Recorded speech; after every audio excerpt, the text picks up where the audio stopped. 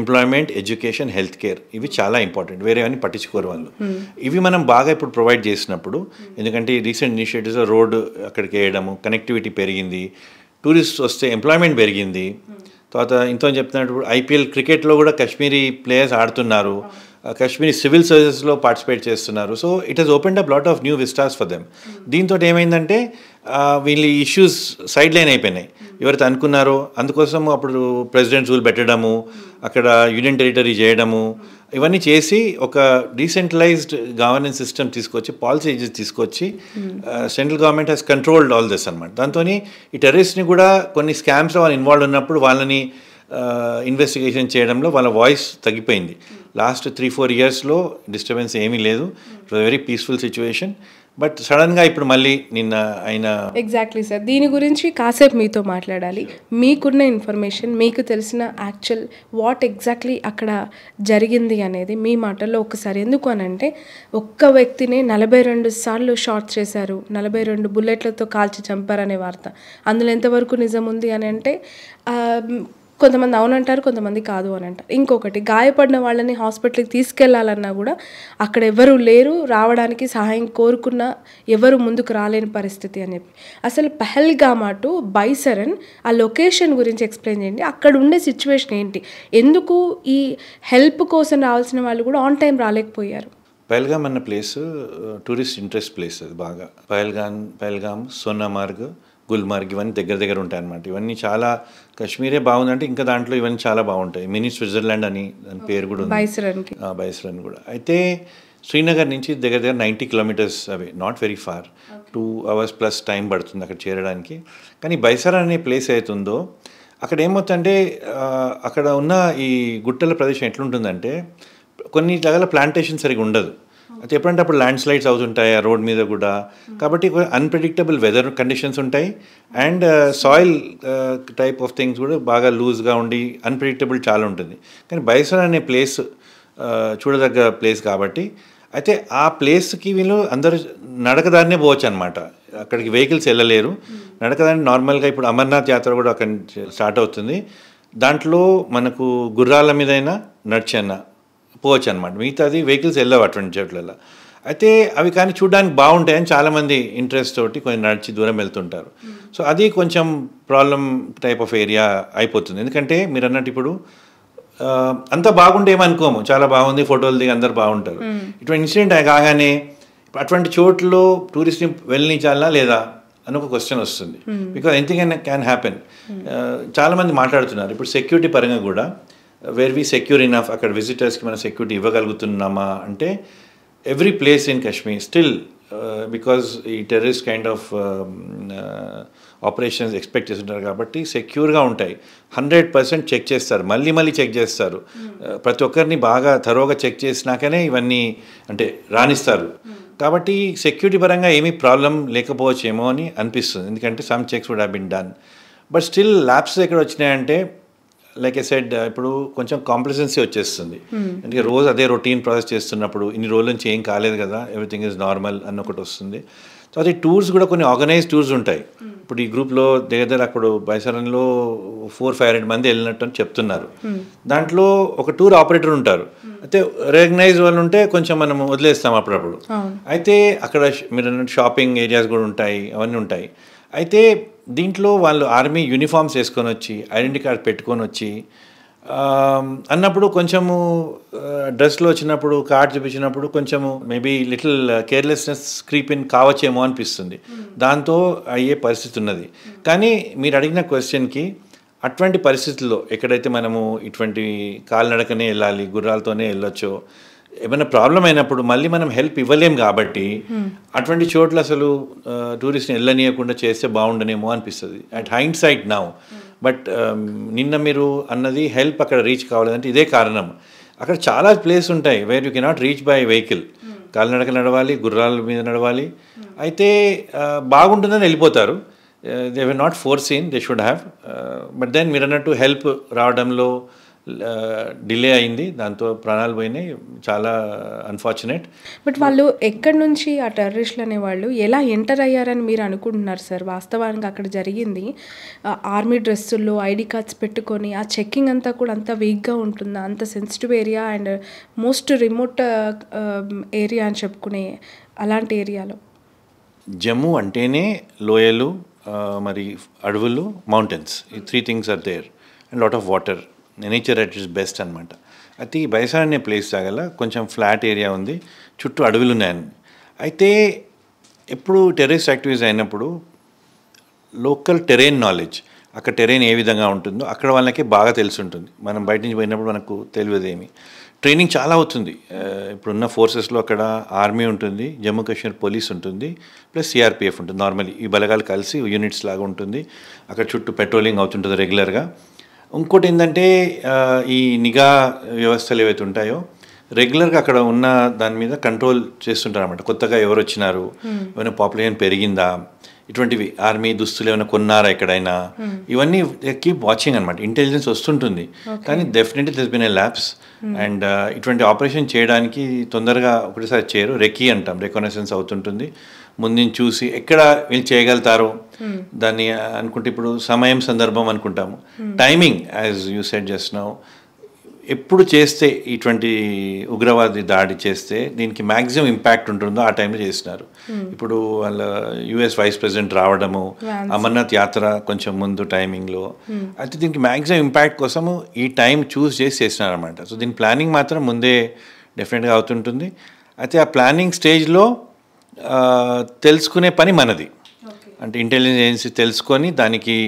అయితే ఏమవుతుందంటే ఇప్పుడు ఇది అయింది కదా, దీంతో మనకు మీ అందరం రెస్పాండ్ అవుతున్నాం, రియాక్ట్ అవుతున్నాం. ఎన్నో ఇటువంటివి ఆపిండొచ్చు కూడా మనము.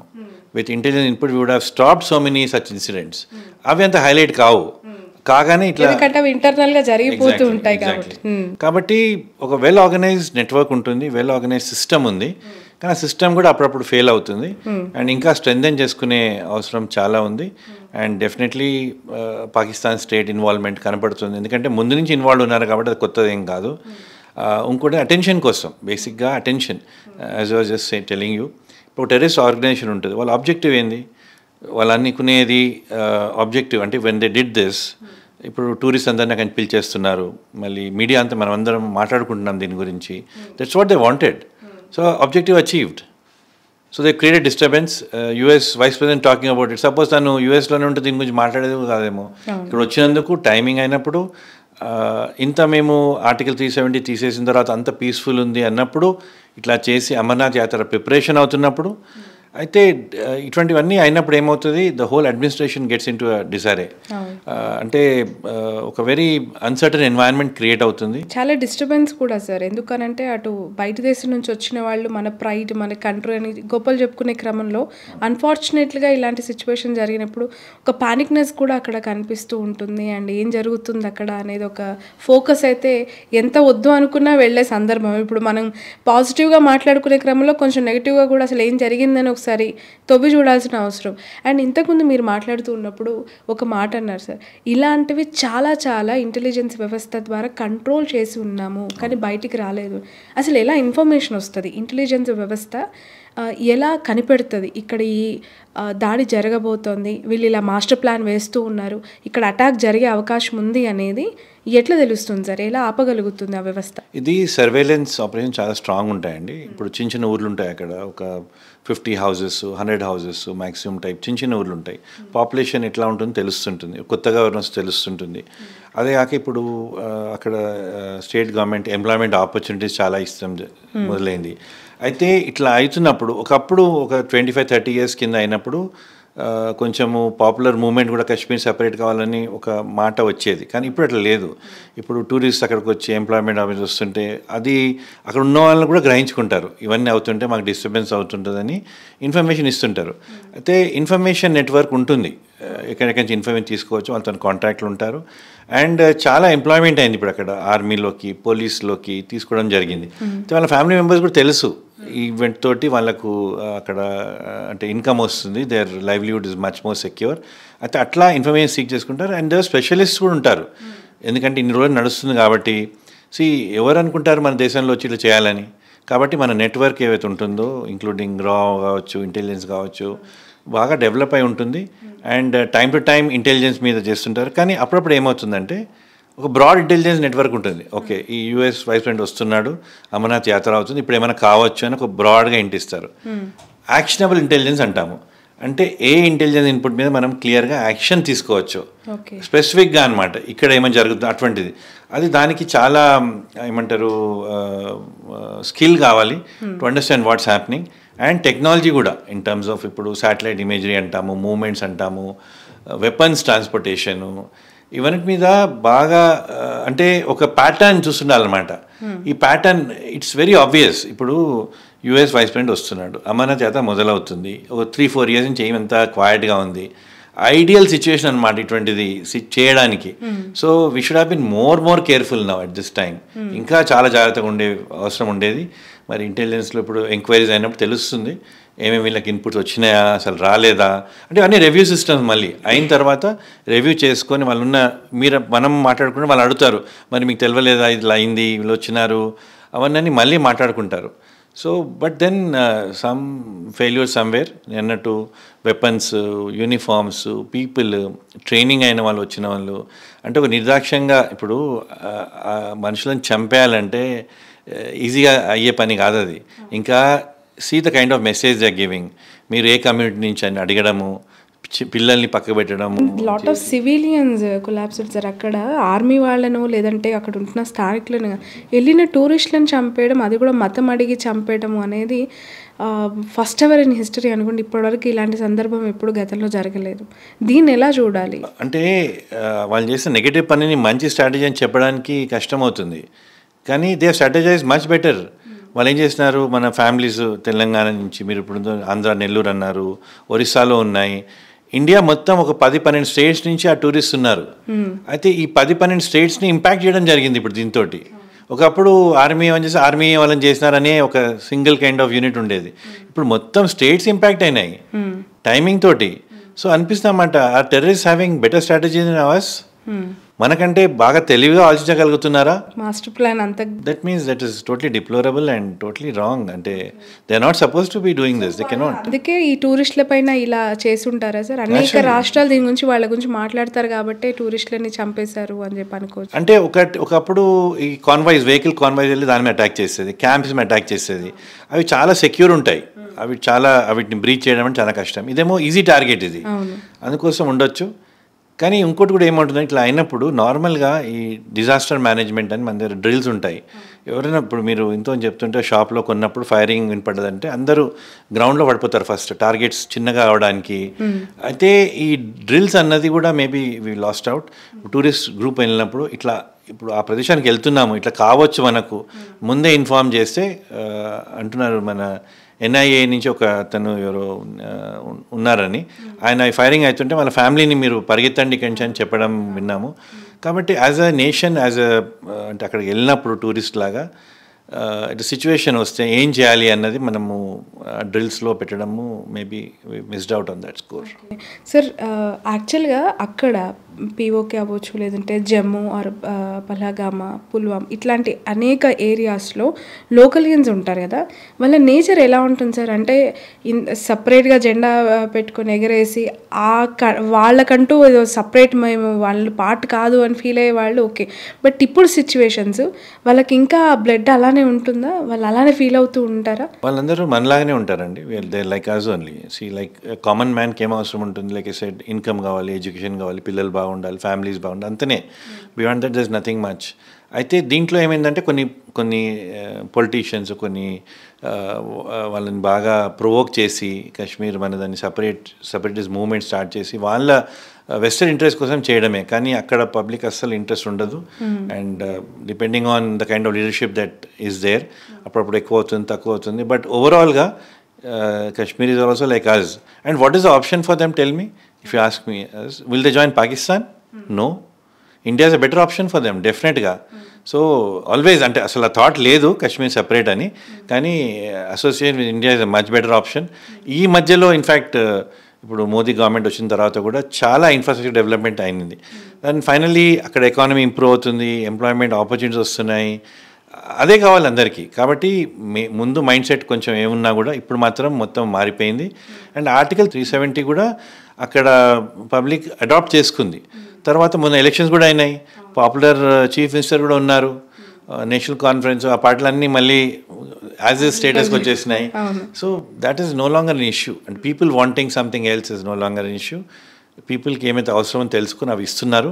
అయినా కూడా ఇట్లా జరిగిందంటే మళ్ళీ మన స్ట్రాటజీలో there is something wrong, we need to be doing more. మనం చేసింది సరిపోలేదు, ఇంకా కావాలి. అయితే ఈ టెర్రరిస్ట్ సక్సెస్ లాగా చూడొద్దు దీన్ని. టెర్రరిస్ట్ ఒక 4-6 వచ్చేసి ఇంతమంది ఇట్లా చేసింది should not be seen as a success of terrorist. And తప్పకుండా వాళ్ళకి బ్యాకింగ్ ఉంటేనే ఇంత ధైర్యంగా చేయగలుగుతారు. And what have they got to lose? ఒక 4-6 ఇట్లా చేసి వెళ్ళిపోతే వాళ్ళ ప్రాణాలు కోల్పోయినా కూడా they nothing, they harm the national pride. And ఇప్పుడు మీరు అన్నట్టు హోల్ పాలసీస్ గురించి డిస్కస్ చేసుకుంటున్నారు, అసలు అక్కడ ఎందుకు వెళ్ళడము, వరల్డ్ ఓవర్ డిస్కస్ అవుతుంది. సో ఇది ఒక నెగటివ్గా ఒక చిన్న ఫోర్స్ నెగటివ్ ఇంపాక్ట్ చేయడము. And it's maybe a sign of the times that ఇటువంటివి జరుగుతున్నాయి, జరగకూడదు కానీ జరుగుతున్నాయి. అండ్ అటువంటి ఫోర్సెస్ని ఎవరు ప్రమోట్ చేస్తున్నారని తెలుసుకోవడం చాలా అవసరం. And more action needs to be taken. Sir, పాకిస్తాన్లో ఉండే అనేక వింగ్స్ ఆర్ డిపార్ట్మెంట్స్ అక్కడున్న టెర్రరిస్ట్ ఆర్గనైజేషన్స్కి సపోర్ట్ చేస్తున్నాయి అని చెప్పి వాళ్ళ కనుసన్నల్లోనే ఇలాంటి ప్లాన్స్, యాక్షన్ ఆఫ్ వర్కౌట్స్ అన్నీ జరుగుతున్నాయి అనే వార్తలు ఎలా చూడాలంటారు? నిజంగానే 100% వాళ్ళ ఇన్వాల్వ్మెంట్తోనే ఈ స్కెచెస్ అన్ని జరుగుతున్నాయి అనుకోవచ్చా? చాలా మటుకు అనుకోవచ్చు అండి. ఎందుకంటే వాస్తవంగా కనిపిస్తున్నాయి. కార్గిల్లో అయినప్పుడు కూడా ఇనిషియలీ పాకిస్తాన్ రిఫ్యూజ్ చేసింది టెర్రరిస్ట్ ఉన్న తర్వాత, పాకిస్తాన్ మిలిటరీ ఇన్వాల్వ్మెంట్ ఉండే అని. అయితే 47 నుంచి Kashmir has been an issue between India and Pakistan. చాలాసార్లు అటెంప్ట్స్ అయినాయి to create problems and Kashmir వాళ్ళ ఎంబడి ఉండాలి. Kashmir right of self determination అని పాకిస్తాన్ వాళ్ళు చెప్పడం ఏంది హాస్యాపదం అనమాట. అయితే ఇది ఎందుకంటే Pakistan as a nation failed nation అంటాము. వాళ్ళకు అక్కడ ఇప్పుడు మన ఇండియన్ చూస్తే ఒక స్టేబుల్ గవర్నమెంట్ ఉంటుంది, ఆపర్చునిటీస్ ఉంటాయి, people are more peaceful, lot of opportunities exist. కానీ అదే పాకిస్తాన్ చూస్తే అట్లా అనిపించదు. ఎందుకైందంటే ఓవర్ పీరియడ్ ఆఫ్ టైం కొన్ని కల్చరు ట్రెడిషన్స్ వలన అట్లా అయింది. కానీ పాకిస్తాన్కి ఎప్పుడైతే ఇంటర్నల్ ప్రాబ్లమ్స్ ఉంటాయో ఎప్పుడు కూడా కాశ్మీర్ ఫోకస్ తీసుకొస్తారు. యునైటెడ్ నేషన్స్లో కూడా ఎప్పుడు అవకాశం ఉన్నా కూడా కాశ్మీర్ గురించి మాట్లాడతారు. Indian strategy has been this bilateral issue, internationalise చేయొద్దు అని. మరి ఆ లాజిక్ నాకు కూడా అప్పుడు అర్థం కాదు. కానీ ఒక ప్రాబ్లం ఉన్నప్పుడు మనం సాల్వ్ చేయలేకపోతున్నప్పుడు maybe we should seek intervention. ఇప్పుడు అక్కడ రష్యా ఉక్రెయిన్ ప్రాబ్లం అవుతున్నప్పుడు, యుద్ధము ఆగలేనప్పుడు US is intervening and they trying to find a way. అయితే ఇది అడ్వాంటేజ్ తీసుకొని పాకిస్తాన్ చాలా రోజుల నుంచి ఇక్కడ డిస్టర్బెన్స్ క్రియేట్ చేయడము. ఎందుకంటే వాళ్ళ నేషన్లో చాలా ప్రాబ్లమ్స్ వాళ్ళకు ఉన్నాయి. ఉన్న దాంట్లో పాపులర్ గవర్నమెంట్ తక్కువ ఉంది, ఎప్పుడు ఆర్మీ రూలే నడిచేది అక్కడ. కాబట్టి వాళ్ళ ఇంటర్నల్ ప్రాబ్లమ్స్ అటెన్షన్ డైవర్ట్ చేయడానికి కాశ్మీర్ ఇష్యూ ఎవ్రీ టైం రేకప్ చేస్తారు. అండ్ కొన్ని ఎలిమెంట్స్, డిస్కరెంట్ ఎలిమెంట్స్ ఉంటాయి ఎక్కడైనా కూడా. వాళ్ళకు డబ్బు సపోర్ట్, వెపన్ సపోర్ట్ ఇవ్వడము. ఇక్కడ బార్డర్ ఏరియాస్ కూడా కొన్ని ఏరియాస్ చాలా ఇంక్లెమెంట్ వెదర్ ఉంటుంది, కొన్ని రివర్స్ ఫ్లో అవుతుంటాయి, వింటర్లో ఎక్స్ట్రీమ్ వింటర్ కండిషన్స్ ఉంటాయి. అలవాటు లేని వాళ్ళు అక్కడ పోలేరు. ఎంత మనం పెట్రోలింగ్ చేసినా కూడా ఇంతవరకు మన బార్డర్ మొత్తం సీల్ కాలేదు. కాబట్టి ఎప్పుడైనా ఎవరైనా జ్వరపడవచ్చు, ఇంకేమైనా అక్కడ ప్రాబ్లమ్స్ క్రియేట్ చేయొచ్చు. డబ్బు ఇస్తే weapons transportation, weapons is a big industry world over. ఎవరైనా డబ్బు ఇచ్చి కొంటానికి వెపన్స్ ఇస్తారు దాంతో. అండ్ కొన్ని కమ్యూనల్ ఎలిమెంట్స్ కూడా దీంతో ఒక అవకాశం ఉందన్నమాట టు క్రియేట్ ప్రాబ్లమ్స్. బట్ అంత అడ్వాన్స్డ్ వెపన్స్ కూడా వాళ్ళకి ఎలా వస్తున్నాయని పెద్ద క్వశ్చన్ మార్క్ సార్. అంత సపోర్ట్ చేస్తుందా పాకిస్తాన్ గవర్నమెంట్? అక్కడ ఇప్పుడు రీసెంట్గా ఒక టెర్రరిస్ట్ని ఎక్స్ట్రాడిట్ చేసినారు యుఎస్ నుంచి. తహవూర్ ఏమో పేరుంది, రెహమాన్ ఏమో పేరుంది. అయితే చేసినప్పుడు అతను ముంబైలో 26/11 బాంబింగ్లో ఇన్వాల్వ్ ఉండే అనమాట. తహూర్ రానా కరెక్ట్. అయితే అతన్ని ఇక్కడ తీసుకురావడానికి 15 years పట్టింది. అయితే ద ప్రాబ్లమ్ ఈజ్ ప్రూవ్ చేసిన తర్వాత కూడా వాళ్ళు వెళ్ళేసి అటువంటి దేశాల్లో ఉండి they are continuing to create all those problems. కాబట్టి ప్రూఫ్ ఉన్నంత మాత్రాన ఏమైనా చేయగలుగుతారా అంటే చేయలేకపోతున్నాం మనం. కాబట్టి వీళ్ళకి ఇంకా ధైర్యం ఎక్కువ అవుతుంది ఇటువంటి రాంగ్ ఎలిమెంట్స్ చేసి వెళ్ళిపోవడము, కంట్రీలో వాళ్ళ లాస్ దాన్ని ఎక్స్ప్లాయిట్ చేయడము. అయితే ఇన్వాల్వ్మెంట్ ఉన్నా కూడా, ప్రూవ్ అయినా కూడా యాక్షన్ తీసుకోలేకపోతున్నారు. అండ్ ఇంకోటి ఏంటంటే సెంటర్ ఆఫ్ పవర్స్, ఇప్పుడు రష్యా యుఎస్ సూపర్ పవర్స్, అయితే ఇండియా ఒక దిక్కు, పాకిస్తాన్ ఒక దిక్కు, ఏమైనా కొంచెం కాగానే ఈ whole world split between different countries, Islamic nations. కాబట్టి ఒక కాంప్లికేటెడ్ ప్రాబ్లం ఇది. దీనికి సొల్యూషన్ అంటే కష్టంగా కనబడుతుంది. బట్ నేను ఇండియన్ గవర్నమెంట్ తీసుకున్న స్టెప్స్ కరెక్ట్గానే అనిపిస్తున్నాయి. కానీ ఇంకా మనం ఏం చేయగలుగుతాం అన్నది స్ట్రాటజిక్గా ఆలోచించాలి. ఇప్పుడు నడుస్తుంది, చాలా ఆర్మీ సెక్షన్స్లో అంటున్నారు మనం పిఓకి టేక్ ఓవర్ చేసుకోవాలి అని. ఒక అంటే స్ట్రాంగ్ మెసేజ్ ఇవ్వాలి పాకిస్తాన్ అందరం ఖండిస్తున్నాం అంటారు. ఖండిస్తున్నాం నాకు ఎప్పుడు అర్థం కాలేదు. ఖండిస్తున్నా what exactly do you do? అందరు రిపోర్ట్ అంటారు, బట్ ఎగ్జాక్ట్ గ్రౌండ్లో వాట్ కెన్ యూ డూ అది మనము కరెక్ట్గా ఆలోచించాలి. అండ్ నిన్న రెస్పాన్స్ ఆఫ్ ద గవర్నమెంట్, ఇప్పుడు ప్రధానమంత్రి దాని టూర్ క్యాన్సిల్ చేసుకొని వచ్చినారు, హోమ్ మినిస్టర్ అక్కడ సైట్కి వెళ్ళినారు, స్టేట్ గవర్నమెంట్ కూడా మినిస్ట్రీ ఉన్నారు. కాబట్టి దీన్ని ఒక కంట్రీ వైడ్ సిచ్యువేషన్ లాగా పెయింట్ చేస్తున్నారు. It's very nice thing to do. లేకపోతే ఇప్పుడు మనం తెలంగాణలో కూర్చొని కాశ్మీర్లో ఏదైందా అని అనుకుంటాము, ఒక 2 రోజుల తర్వాత మర్చిపోతాం కూడా. It should not be like that. And then దాని మీద ఫోకస్ తీసుకొచ్చి మళ్ళీ how can we improve the situations అన్నట్టు. But it's a very complicated issue, it's not easy to tackle. Okay, ఎందుకు సార్ పాకిస్తాన్ పదే వాళ్ళని మర్చిపోదాము అనుకున్న ప్రతిసారి కాశ్మీరు జమ్మూ ఇష్యూలో ఏదో ఒకటి ఇండియాని ఇచ్చింగ్కి గురి చేస్తుంది, లేదంటే ఏదో ఒక ఇష్యూని క్రియేట్ చేసి ఫోకస్ అంతా అటు సైడు డైవర్ట్ అయ్యేలా చూస్తూ ఉంటుంది? అసలు వాళ్ళకి ఆ స్థాయిలో అంత అభిమానం ఉంటుందా, లేదనంటే వాళ్ళు అక్కడ నుంచి చాలా ఫైనాన్షియల్ బెనిఫిట్స్ ఉంటాయని వాళ్ళు భావిస్తూ ఉన్నారా? టూరిజం డెవలప్ చేసుకుని ఆదాయం పొందొచ్చు అనా? ఎందుకు ఇప్పటికీ కూడా ఆ రైవల్రీ అనేది అలా కంటిన్యూ అవుతుంది మీ మాటలు? It would be a mix of various reasons అండి. ఒకటేమో మీరు అన్నట్టు, మనం అనుకున్నట్టు వాళ్ళ దేశంలో స్టెబిలిటీ లేనప్పుడు అవుట్ సైడ్ ఇష్యూ ఏమైనా డైవర్ట్ అవుతుంది అనుకుంటాము. సో వాళ్ళ ఫోకస్ వాళ్ళ ఓన్ ప్రాబ్లమ్స్ నుంచి పక్కకి వెళ్ళిపోయి దీని గురించి ఎక్కువ మాట్లాడకుండా ఈ ఫోకస్ చేస్తారన్నమాట. వాళ్ళ దేశంలో కూడా చాలా స్ట్రాంగ్గా కాశ్మీర్ మనది ఉండేది, ఇప్పుడు వెళ్ళిపోయిందన్న ఒక ఫీలింగ్ తీసుకొచ్చి ఊరికే. అండ్ వెన్ ఎవర్ స్టెబిలిటీ వచ్చినప్పుడల్లా ఇష్యూ తీసుకొస్తారన్నమాట. పాకిస్తాన్లో ఇన్స్టెబిలిటీ, ఇండియాలో stability. So it's not something which is palatable to them. అయితే అట్లా ఒక వేవ్, ఇప్పుడు లాస్ట్ ఒక 5-6 years నుంచి కామ్గా ఉన్నప్పుడు మళ్ళీ డిస్టర్బెన్స్ కావాలంటే ఇది ఒకటే అవకాశం వాళ్ళకు. Kashmir is the only issue. Kashmir issue మాట్లాడే అవసరం లేదన్నప్పుడు కూడా మళ్ళీ దాన్ని తీసుకురావడము. ఎస్పెషల్లీ ఇప్పుడు రీసెంట్ టైమ్స్లో కూడా వాళ్ళ ఆర్మీ చీఫ్ కూడా దాన్ని జుగులర్ అంటారు. జుగులర్ అంటే ఇప్పుడు పఠాన్కోట్ నుంచి శ్రీనగర్కి వెళ్ళేది ఒక మధ్యలో ఒక చిన్న నారో స్ట్రెచ్ ఆఫ్ రోడ్ ఉంటుందన్నమాట. అది క్యాప్చర్ చేసుకుంటే కాశ్మీర్ కట్ ఆఫ్ అయిపోతుంది. అయితే జుగులర్ అంటే మన మెడలో ఉన్న వెయిన్ అంటారు అనమాట.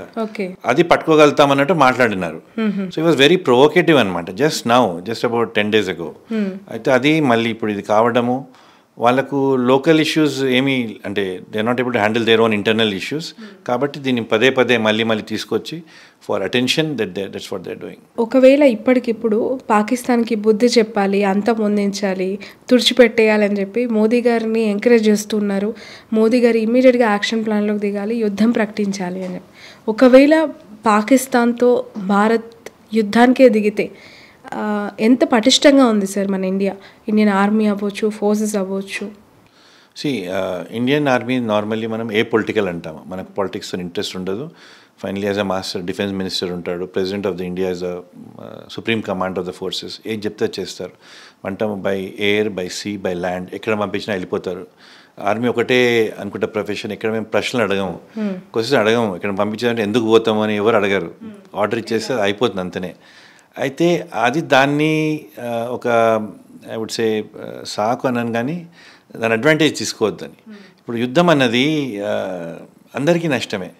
When ever war happens it's very destructive for both the countries, any country మధ్యలో కూడా. అయితే war is not a positive thing. అయితే ఇది చేసినందుకు మనం ఇది చేయాలి అన్నప్పుడు ఇప్పుడు పొలిటీషియన్స్ ఎవరు యుద్ధానికి వెళ్ళరు కదా. చాలాసార్లు అంటే వాళ్ళ పిల్లలు కూడా ఎవరు ఆర్మీస్లో ఉండరు. యుఎస్లో కానివ్వండి, వేరే దేశాలలో ఉన్న లీడర్స్ సర్వీసెస్లో సర్వ్ చేస్తారు యాక్చువల్గా. యూకేలో కూడా వాళ్ళ పిల్లలు కూడా సర్వీసెస్ ఉంటారు, వాళ్ళు బాగా గర్వంగా చెప్పుకుంటారు, నేను ఆఫ్ఘాన్ క్యాంపెయిన్లో ఉన్నాను, అక్కడ ఉన్నాను. అయితే మన దగ్గర అంటే వీళ్ళందరూ పొలిటీషియన్స్ బ్యూరోక్రాట్ దగ్గర కూర్చుంటారు, యాక్చువల్ యుద్ధం ఫీల్డ్లో ఉండేది సర్వీసెస్ ఉంటాయి. కాబట్టి నష్టమయ్యేది, జీవితాలు కోల్పోయేది సర్వీసెస్ ఉంటుంది. కాబట్టి జాగ్రత్తగా స్టెప్ తీసుకోవాలి. అనుకోవడానికి అనుకోవచ్చు పిఓకే మనం తీసేసుకోవాలి అవన్నీ అనడానికి, అంటే సర్జికల్ స్ట్రైక్ కూడా అయినాయి. కానీ లక్కీగా అప్పుడు మన కాంపిటెన్స్ చూస్తే లీడర్షిప్ చాలా బాగుంటుంది ఇండియన్ ఆర్మీలో, సర్వీసెస్లో. అన్క్వశ్చనబుల్ లీడర్షిప్, ట్రైనింగ్ బాగా ఉంది.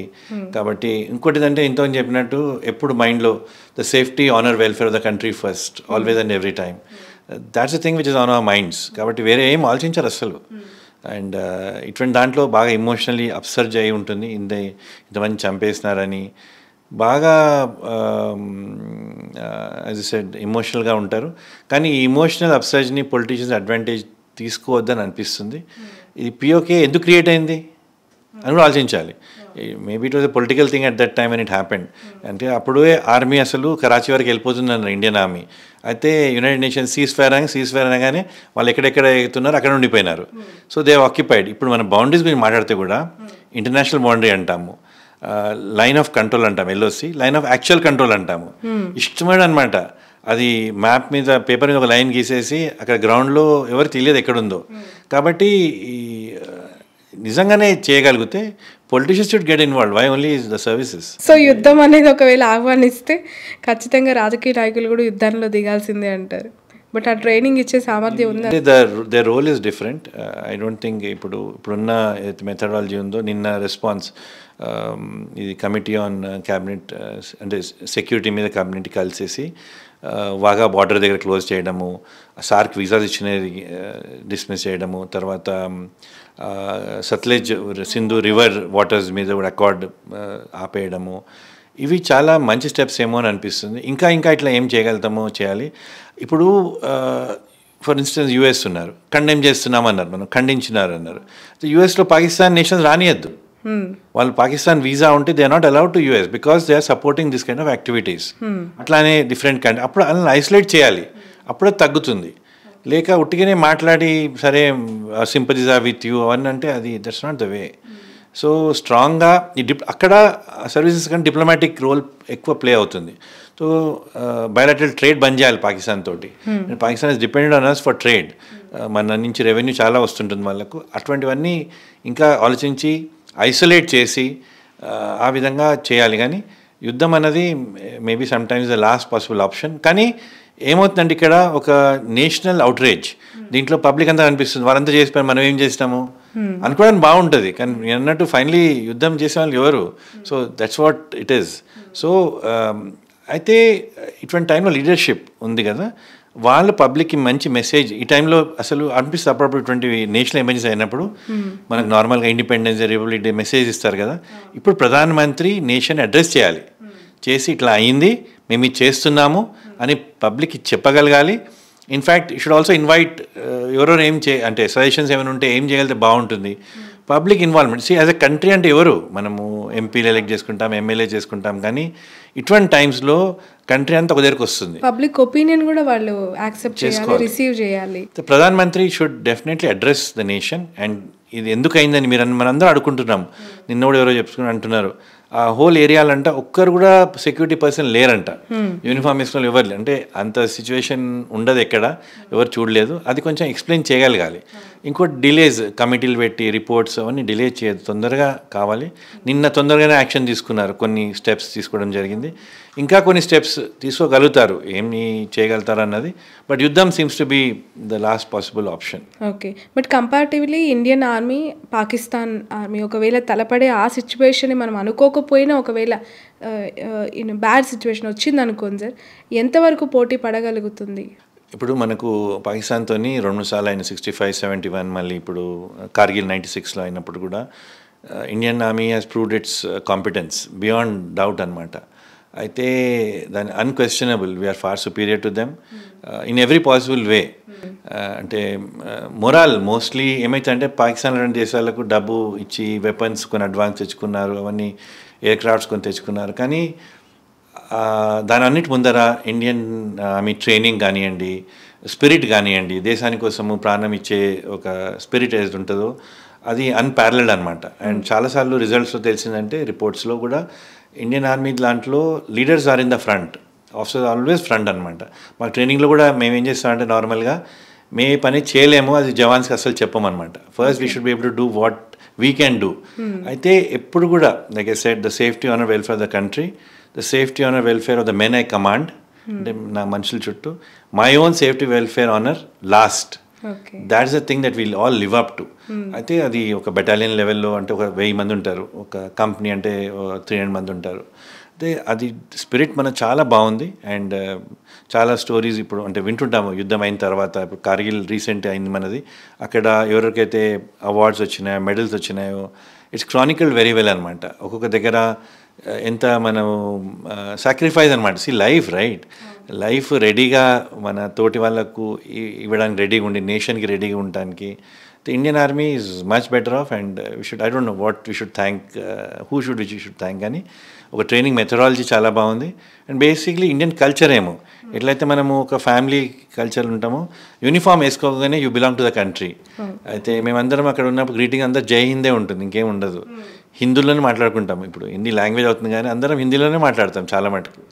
అయితే ఏ స్టేట్ నుంచి వచ్చినారు మీరు అవన్నీ అసలు మనకు తెలియదు అనమాట. You belong to the country. ఆ స్పిరిట్ అసలు అన్ని యాక్టివిటీస్లో వస్తే బాగుంటుందేమో అనిపిస్తుంది. But to answer your question, army is well prepared and weapon. కానీ అక్కడ ఒక చిన్న ఇష్యూ ఏముందంటే, ఈ టెర్రరిస్ట్ అటాక్ నేపథ్యంలో కూడా చూస్తే మనకు వెపన్స్ ప్రొక్యూర్మెంట్ ఉంటుందో, కొత్త వెపన్స్ కొనుక్కోవడానికి ఆ పాలసీస్ చాలా డిఫికల్ట్గా ఉంటాయి. ఆర్మీలో కూడా బాస్ అందరూ వస్తే ఐఏఎస్ వాళ్ళందరూ హెడ్స్ ఉంటారు అనమాట. ఏం పర్మిషన్ అయినా somebody else has to sanction.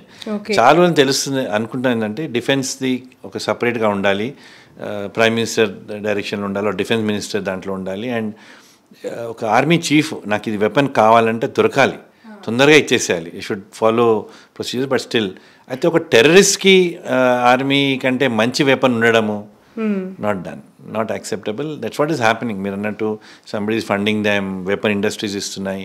కానీ ఏదైనా కూడా కొన్ని ఇంప్రూవ్మెంట్ స్కోప్ ఉంది. ఇంత మంచి స్పిరిటెడ్ ఆర్మీ మన దగ్గర ఉన్నప్పుడు వాళ్ళని సపోర్ట్ చేయడానికి ఈ వెపన్స్ సపోర్ట్. ఇప్పుడు మన ప్రధానమంత్రి ఎప్పుడు దీపావళికి ఈ మధ్యలో ట్రూప్స్తో పోయి టైం స్పెండ్ చేస్తున్నారు, ముందు ఎప్పుడు కాలేదు. It's a very nice gesture. And అంటే I mean you can edit it if you want, if I tell you. ముందు ఒకప్పుడు శ్రీనగర్ లే నుంచి మనకి హైదరాబాద్ రావాలంటే జమ్మూ రైల్ అనమాట. శ్రీనగర్ జమ్మూ రావడానికి 2-3 రోజులు పట్టేది. అయితే లీవ్ ఉండే 10 days, వాడు వచ్చేది ఆ 2 రోజులు అక్కడ, 2 రోజులు ఇక్కడ, ఇంట్లో ఉండేది 4-5 రోజులే. అయితే అందుకోసం కూడా ఒకటి, మన దగ్గర నుంచి సౌత్ నుంచి ఎక్కువ మంది ఫోర్సెస్లో చేరరు, దే డోంట్ ఐడెంటిఫై. అయితే ఇటువంటివి కొన్ని మార్పులు అయ్యే అవసరం ఉందన్నమాట. Service conditions need to improve, weapons need to improve, living conditions need to improve, and respect also to the services needs to improve. అక్కడ సోల్జర్స్ అన్నా కూడా, వేరే కంట్రీస్లో వెటరన్స్ అన్నా కూడా రెస్పెక్ట్ ఉంటుంది. ఇక్కడ ఇంకెక్కడ ఏమీ కుదరకపోతే ఆర్మీలో చేరినా అనుకుంటారు నార్మల్గా. I don't know that. South north ఆలోచన విధానంలో కూడా చాలా తేడా ఉంది సార్. వాస్తవానికి మీరు అన్నమాట ఫ్యాక్ట్. ఇది చాలామంది ఇక్కడున్నదే, అటు వెళ్తే ఇంకా తిరిగి ప్రాణాలతో రావడం అనేది ఒక కళ అని చెప్పి భావించే పేరెంట్స్ కావచ్చు, ఫ్యామిలీస్ కావచ్చు, చాలామంది ఉన్నారు. అండ్ ఇంతకుముందు మీరు అన్నారు ఆర్మీ వాళ్ళకంటే టెర్రరిస్టుల దగ్గర చాలా ఎక్స్పెన్సివ్ వెపన్స్ ఉన్నాయి. Is it fact sir? అంటే ఎక్స్పెన్సివ్ కంటే సోఫిస్టికేటెడ్ వెపన్స్ ఉంటాయి, okay, easy to operate, latest weapons ఉంటాయి. ఎందుకంటే మన దగ్గర ఇప్పుడు వెపన్స్ కొనాలంటే ఒక సిస్టమ్ ఉంటుంది, ప్రాసెస్ ఉంటుంది. ఇప్పుడు ఓపెన్గా టెర్రరిస్ట్ కొనడానికి ఏమీ ఉండదు కదా సిస్టమ్, జస్ట్ ఆర్ సప్లైడ్.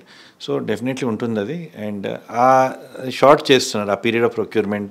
ఇదే ఇంటెలిజెన్స్.